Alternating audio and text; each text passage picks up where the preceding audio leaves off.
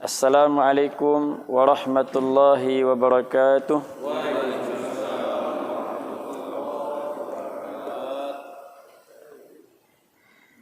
Alhamdulillahilladzi ja'ala al-laila libasa wa ja'ala an-nahara ma'asha wa banayna fawqakum sab'an shidada. Asyhadu an la ilaha illallah wahdahu la syarikalah wa asyhadu anna Muhammadan abduhu wa rasuluh. Allahumma salli wa sallim wa barik ala sayyidina Muhammad wa ala alihi wa ashabihi ajma'in, amma ba'd. Puji dan syukur kita ucapkan kepada Allah Subhanahu wa taala dengan ucapan alhamdulillahilladzi bi ni'matihi tatimmus shalihat. Ketika kita mendapatkan kebahagiaan, kegembiraan, keuntungan, maka lafaz syukurnya adalah alhamdulillahilladzi bi ni'matihi tatimmus shalihat. Segala puji bagi Allah Subhanahu wa taala, dengan nikmatnya sempurnalah seluruh kebaikan. Dan ketika kita mendapatkan musibah, juga ungkapannya syukur dengan lafaz alhamdulillah ala kulli halin wa fi kulli halin. Walaupun mungkin ada sebagian dari apa yang kita miliki diambil kembali oleh Allah. Mungkin ada di antara kita yang tertimpa musibah.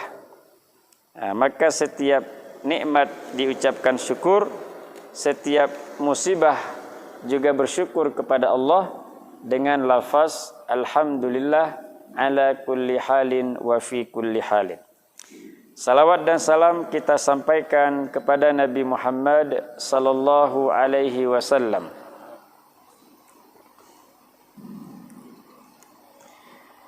yang telah membawa kitab suci sebagai panduan hidup bagi kita. Inna hadzal Qur'an hudal linnas. Sesungguhnya Quran ini merupakan petunjuk bagi sekalian manusia. Maka kita bersyukur kepada Allah, Nabi Muhammad itu telah menyampaikan pusaka yang berharga menjadi pedoman hidup. Ketika kita berpegang kepadanya, maka tidak akan pernah sesat untuk selamanya. Yang kami muliakan para guru-guru kami, jemaatuni kami, hadirin para jemaah maghrib rahimakumullah. Mudah-mudahan mehne kita berada dalam keikhlasan kepada Allah pada majlis ilmu ini, sehingga kita sama-sama dimuliakan oleh Allah Subhanahu wa taala. Pada malam ini kita melanjutkan pembahasan tentang salatul Jumu'ah ataupun salat Jumat. Pada minggu yang lalu kita sudah membahas muqaddimah terkait dengan pensyariatan salat Jumat dan beberapa dampak bagi orang-orang yang suka meninggalkan Jumat. Maka Rasulullah sallallahu alaihi wasallam menyebutkan dalam hadisnya, la yantahiyanna aqwamun an wad'ihimul jumu'at aw la yahtimanna Allahu ala qulubihim thumma la yakununna minal ghafilin. Nabi naik ke atas mimbar, lalu Nabi menyampaikan, hendaklah orang-orang yang suka meninggalkan salat Jumat berhenti. Kalau tidak, maka Allah akan menutup hatinya dan akan termasuk ke dalam golongan orang-orang yang lalai. Kita mengakhiri pembahasan pada minggu yang lalu pada hadis ini, dan kita memasuki pembahasan tentang al-hikmatu min masyru'iyyatiha, hikmah pensyariatan salat Jumat. Kembali kita ingatkan bahwa mengetahui hikmah dari perintah itu tidak wajib. Tetapi ketika kita tahu hikmahnya, kita gali apa manfaatnya, akan menimbulkan motivasi. Nah, sebagai motivasi. Cuman setiap perintah tetap kita sikapi dengan sami'na wa ata'na. Kami dengar dan kami patuhi. Kami pengi dan kami pengen. Nah, sejatinya apapun perintah Allah tidak ada bantahan. Sami'na wa ata'na. Kita tidak ingin menjadi umat-umat yang membantah nabinya. Umat-umat yang memprotes risalah yang dikirim kepada mereka. Nah, seperti umat Nabi Musa. Nah, mereka malah mengatakan sami'na wa asayna. Kami dengar tapi kami mengingkari. Kami pengen tapi kami pengen. Nah, ini bukan sifat jati diri sebagai umat Islam yang merupakan umat dari Nabi terbaik, yaitu Nabi Muhammad sallallahu alaihi wasallam. Limasyru'iyyati salatil jumu'ati hikamun wa fawaidu katsiratun. Jadi pensyariatan salat Jumat itu memiliki banyak hikmah dan faedah. Hikmah dan faedah.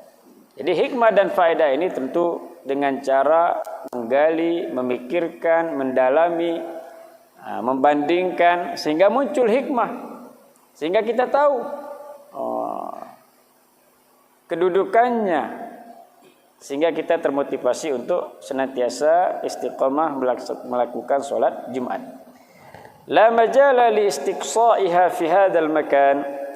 Penulis kitab ini mengatakan kalau kita hitung satu persatu, kita gali satu persatu hikmah dari pensyariatan salat Jumat, la majala li istiqsa'iha, maka tidak mungkin dapat kita hitung. Ini ungkapan hiperbolanya, majas dari penyusun kitab ini yang mengatakan bahwa begitu banyak hikmah kalau kita ingin mengkaji. Wa min ahammiha, namun perlu untuk disampaikan hikmah terpenting dari pensyariatan salat Jumat, talaqil muslimin ala mustawa jami'i ahlil baldah. Hikmahnya adalah Jumat itu merupakan pertemuan umat Islam dalam satu negeri. Wahni sara balad dalam satu negeri yang mana pada hari ini mungkin turunan pemahaman dari negeri yang disebutkan pada masa lalu, bisa jadi berbentuk kampung, bisa jadi berbentuk perdusunan, bisa jadi kecamatan, kabupaten, tergantung banyak sedikitnya jamaah yang menunaikan sholat Jumat. Dan ada beberapa kriteria yang disebutkan oleh para ulama apa yang dimaksud dengan balad ataupun negeri pada masa lalu. Katanya negeri itu, balad itu adalah satu daerah yang ada pajaknya di situ, yang ada qadhinya di situ, yang ada syurtahnya di situ. Dan ini kita dapati di level kampung pun sudah seperti itu. Setiap kampung itu ada tempat jualan pajaknya. Di situ juga ada pemimpin administratif bagi kampung itu, juga ada syurtah, ada polisi sebagai penjaga. Maka untuk penerjemahan hari ini, balad yang dikatakan dulu bisa juga kampung hari ini. Dari kita lihat dari segi isi dari daerah tersebut. Maka kampung pun bisa disebut balad apabila memang memenuhi kriteria yang disebutkan oleh para ulama dalam kitab-kitab klasik. Baik, fi makanin wahidin huwal masjidul jami' marratan kullu usbu'in. Marratan kulla usbu'in. Jadi hikmahnya adalah pertemuan penduduk negeri itu setiap minggu, fi kulli usbu' di masjid jami'. Jadi masjid jami' ini masjid yang ada pelaksanaan solat Jumatnya. Sebut dengan solat masjid jami'. Tapi mungkin dalam istilah kita hari ini masjid jami', masjid kecamatan. Tidak harus di masjid kecamatan ada solat Jumat. Jadi di masjid manapun ada pelaksanaan solat Jumat, namanya masjid jami'. Kalau di Malaysia banyak surau. Surau ini kan musalla. Ketika dilaksanakan di situ berkembang menjadi masjid yang ada Jumatnya, maka berubah namanya dari surau biasa menjadi surau bertaraf Jumat, katanya di Malaysia. Cuman pada intinya istilah para ulama di kitab-kitab disebutkan bahwa masjid jami' itu adalah masjid yang ada solat Jumatnya, disebut dengan jami'. Yaltaquna ala nasihatin tajma'u syamlahum wa taziduhum wahdatun wa tadamunan. Wa taziduhum wahdatun wa tadamunan. Jadi selanjutnya pertemuan itu adalah dalam rangka saling menasihati untuk membentuk persatuan umat, jangan berpecah belah.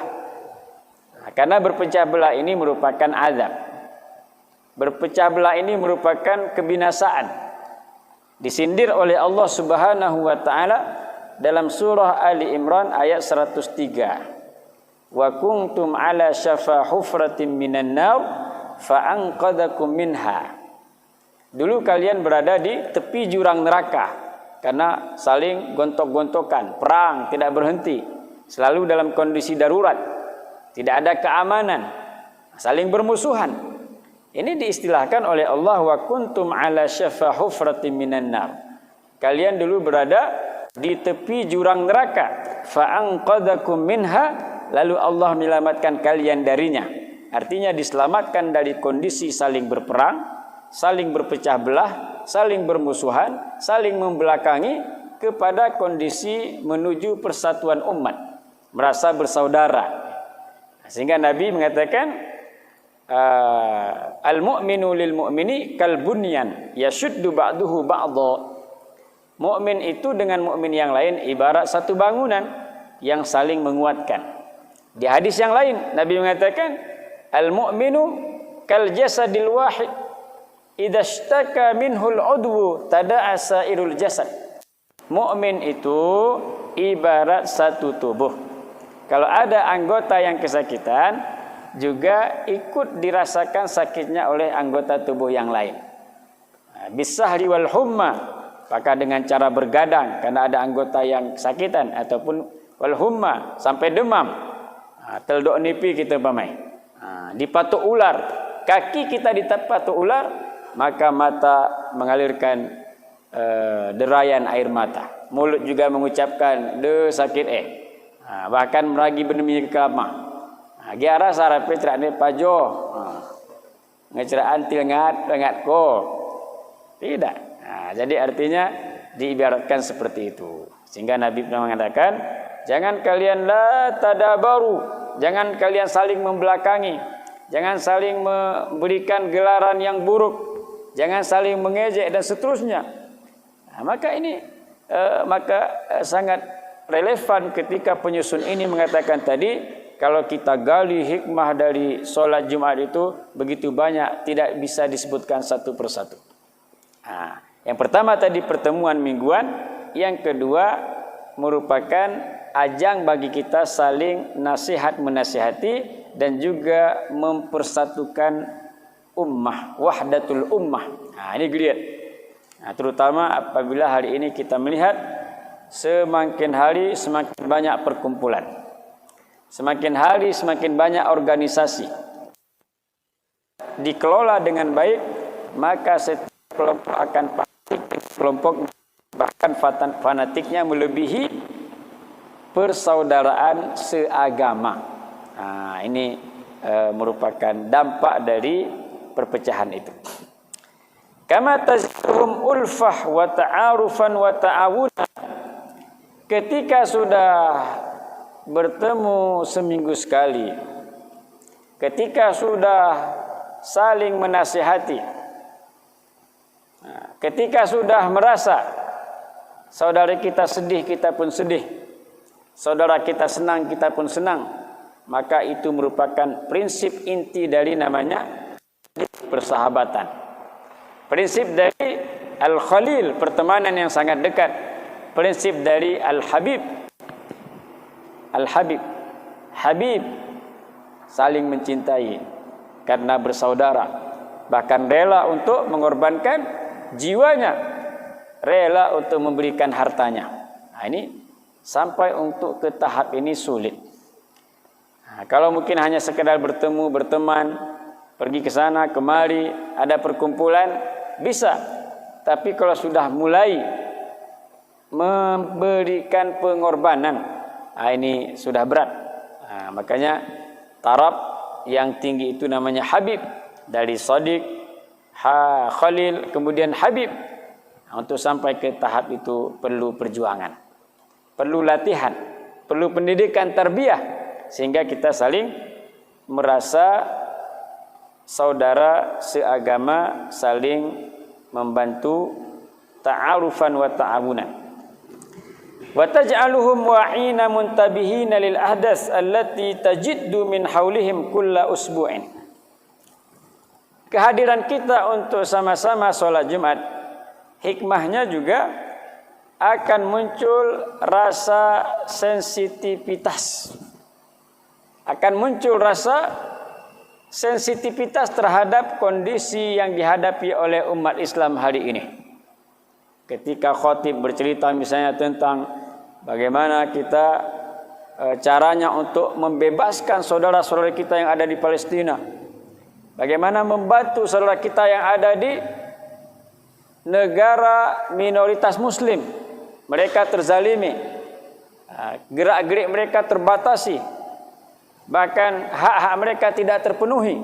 Ini disampaikan oleh khatib, misalnya menggebu-gebu menceritakan tentang kondisi umat Islam, menceritakan tentang bagaimana umat Islam hari ini tidur, menceritakan bagaimana umat Islam hari ini lemah, sesuai dengan hadis yang disampaikan oleh Rasulullah. Nanti kalian di akhir zaman kal aklah, seperti makanan yang dihidangkan, dicabik-cabik oleh bangsa lain. Lalu sahabat bertanya, ya Rasulullah, amin killatin nahnu hina izin, apakah karena kami ketika itu sedikit jumlahnya? Nabi mengatakan, bal antum katsir, tetapi bahkan kalian itu nanti banyak, tapi banyaknya seperti kagusa isaili, seperti buih di lautan. Nyahe buih di lautan, banyak terlihat sebentar, tidak kokoh, mudah untuk hancur, hilang kembali. Kondisi umat Islam. Lalu Nabi ditanya, kenapa ya Rasulullah? Mereka itu dihinggapi namanya penyakit al-wahan. Al-wahan. Mal-wahan ya Rasulullah? Apa itu al-wahan ya Rasulullah? Nabi mengatakan, hubbud dunya wa karahiyatul maut. Cinta dunia dan benci kepada kematian. Ketika khatib menyampaikan masalah umat Islam, ketika kita hadir, muncul rasa sensitivitas. Rasa, wah ternyata selama ini saya hanya memikirkan diri sendiri. Ternyata hari ini, selama ini saya bersifat ananiyah. Ana artinya saya. Ditambah ya nisbah ananiyatun, artinya sifat keakuan, sifat kesayaan. Dalam bahasa biasa disebut dengan egoisme. Ternyata hari ini kita hanya memikirkan kesejahteraan pribadi. Ternyata hari ini harta saya hanya untuk membelanjai hidup saya dan keluarga saya, tidak pernah mengalir kepada yang lain. Padahal Nabi mengatakan, khairun nas anfa'uhum linnas. Sebaik-baik manusia adalah yang bermanfaat bagi manusia yang lain. Jadi artinya dengan hadir Jumat, mungkin minggu selanjutnya akan pembahasan tentang zakat, minggu selanjutnya pembahasan tentang puasa, selanjutnya tentang solat. Setiap kali orang hadir di solat Jumat akan membawa wawasan yang begitu banyak apabila konsentrasi. Cuman kegeh nemiu tir geh ti Arab. Cuman tungku hari pemula nemi ngekamat jema baru we.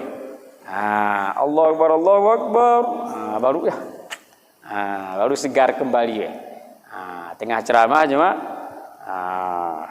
tengah kita ketika saya pribadi dulu ketika SD melihat tengku-tengku awan-awan teh ya Arab, kita berpikir luar biasa khusyuknya mereka. khusyuk. Ternyata gelis ini. Jadi ini artinya kalau kita memang konsentrasi dan juga kepada khatib jangan asal naik. Khatib pun harus mempersiapkan diri. Khatib jangan asal berbicara. Cari materi-materi yang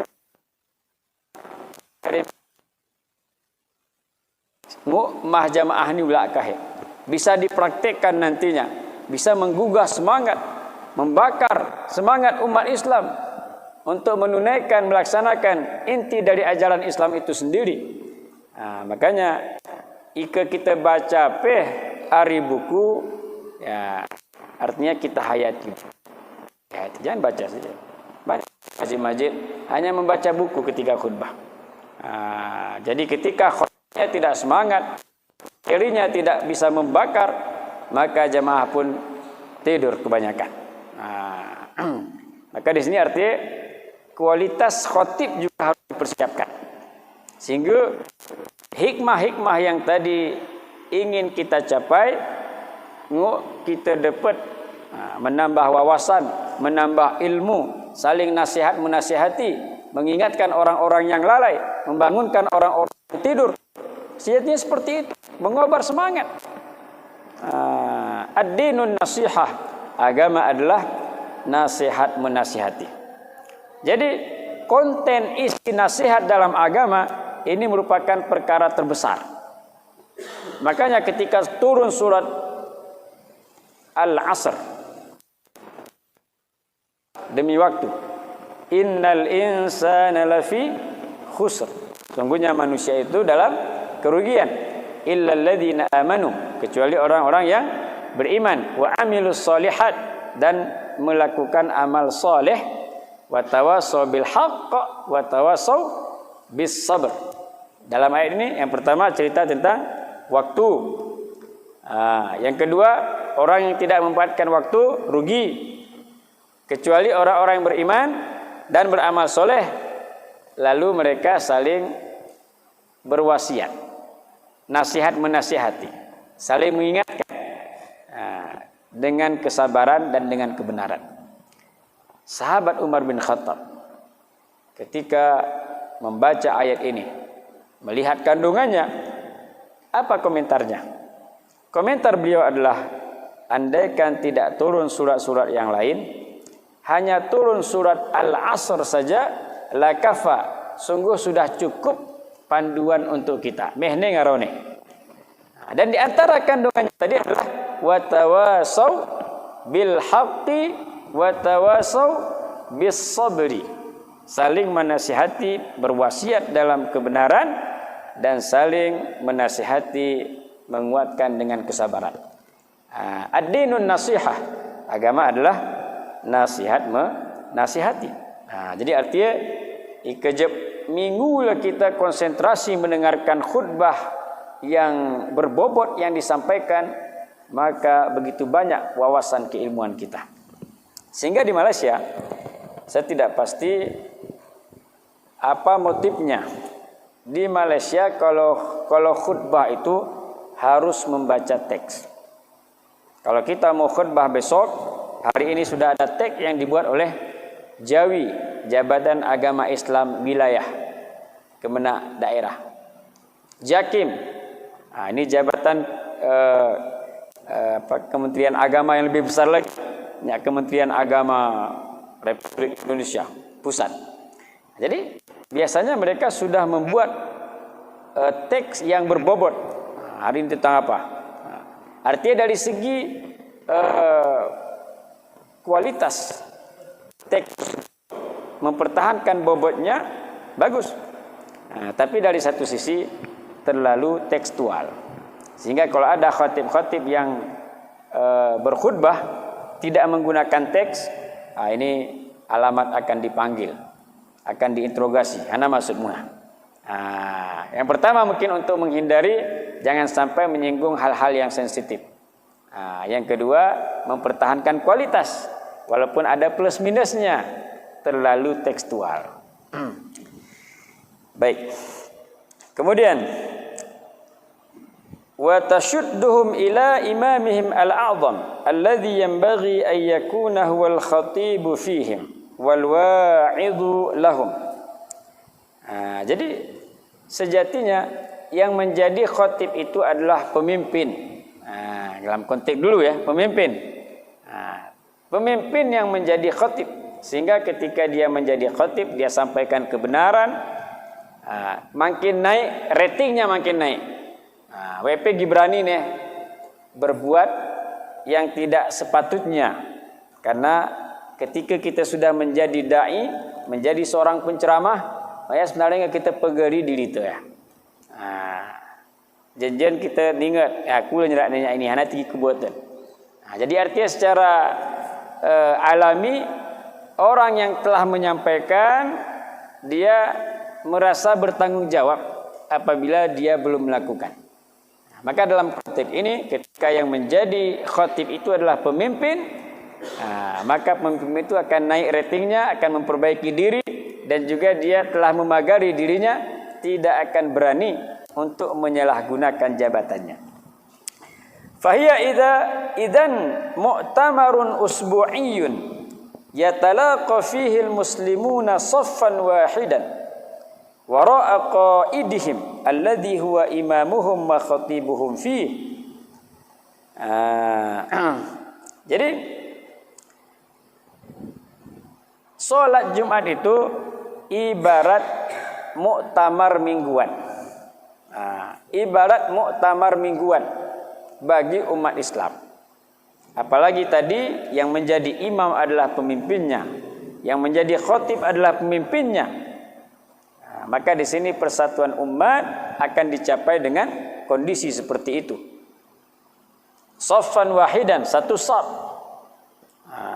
Secara saf, secara pemikiran, sarangut. Maka ini adalah inti dari persatuan. Walidzalika aksara syari'u minal hasi ala huduriha. Jadi hikmah-hikmah yang kita sebutkan sebelumnya menjadi penyebab kenapa agama itu memotivasi, memerintahkan, bahkan memberikan ancaman apabila tidak menghadiri sholat Jumat. Karena kita merah berjamaah sesering itu sangat berpotensi untuk digoda, sangat berpotensi untuk diterkam oleh serigala. Karena Nabi mengatakan innama ya'kulu dhi'bu al-ghanam al-qasiyah. Yang berpotensi untuk diterkam oleh serigala adalah kambing yang terpisah dari golongannya. Jadi ke gereja Jumat kita berarti kambing terpisah dari golongan, berpotensi untuk digoda, berpotensi untuk dirayu, dilemahkan imannya. Cuman ketika kita bersama, apalagi zikirnya kuat, zikirnya kuat menyebutkan nama-nama Allah, ini kan mengusir syaitan. Siapa yang mengatakan demikian? Sahabat Umar bin Khattab. Ketika dia sholat keras lagi. Kemudian sahabat Abu Bakar ketika sholat kecil suaranya. Lalu Nabi memanggil keduanya. Ya Umar, anak keras dirimu kesmiangko. Meh buat jemaah. Sahabat Umar mengatakan, ya Rasulullah, uqidul wasnan wa atrudu syaitan. Memang tujuanku ya Rasulullah, kati keras lingku untuk membangunkan orang-orang yang tertidur. Jemaah-jemaah sineng kora, kene keras lingku, sineng kora pewat kene. Yang pertama, yang kedua, wa atrudu syaitan, dan saya ingin mengusir syaitan. Jadi artinya takbir yang kita ucapkan bersama, solat bersama, mengusir syaitan tidak berani. Cuman keserek tu mahu, kita sui syaitan nah. Ipurus-purus saya kita, ada sembiang kene. Ipurus-purus saya kita, ada baca Quran. Jalur dabak di kuku kene. Jadi mudah berpotensi untuk bila kita sendiri. Namun ketika bersama maka kita akan kuat. Syaitan pun tidak berani. Karena sahabat Umar mengatakan wa atrudu syaitan. Aku ingin mengusir setan dengan suaraku yang lantang ketika sholat. Lalu Nabi mengatakan, ya Umar, khafif. Wahai Umar, renahan poran yang kuah. Wahai Abu Bakar, san kubur. Itu lemek tupe. Artinya sedang-sedang saja. Karena kita ini merupakan wa kadzalika ja'alnakum ummatan wasata. Demikianlah kami menjadikan kalian umat pertengahan. Tidak terlalu ekstrim kanan, juga tidak terlalu ekstrim kiri. Tidak melampaui batas, juga tidak sangat kurang sehingga tidak sampai kepada batasan yang sepatutnya. Wasata, pertengahan, umat-umat bangsa pertengahan. Wa tadhir min tarkiha wa tahawun fi sya'niha. Wa qad marra bika syai'un min hadha wa sayati ba'dun minha fi ma yali min kalam wa hasbuna fi hadha qauluhu sallallahu alaihi wasallam. Jadi hikmah-hikmah yang tadi kita gali ini merupakan penyebab sehingga banyak hadis-hadis yang menyuruh untuk kita jangan sampai meninggalkan Jumat, dan juga ada ancaman-ancamannya seperti di hadis terakhir ini Nabi mengatakan, man taraka salasa juma'in tahawunan. Barang siapa yang meninggalkan sholat Jumat tahawunan, karena menganggap remeh. Menganggap remeh, bukan karena ada udzur. Kalau ada udzur tidak masalah. Udzurnya misalnya musafir. Musafir itu tidak wajib sholat Jumat, tapi wajib sholat zuhur. Zuhur wajib. Garanya Jumat gi wajib ruhul pagi. Ini gak emeh nya. Kita ni musafir lah ni. Nyemeh ni. Jumat pegara, ruhul pegara, asar pegara. Jadi artinya ada keringanan, rukhsah bagi musafir, tidak wajib Jumat tapi wajib sholat zuhur. Karena kondisi musafir, kondisi di mana kita kesusahan, maka setiap kesusahan itu harus dihilangkan. Ad-dararu yuzalu, dalam kaidah usul fiknya, kemudaratan itu harus dihilangkan, diselesaikan.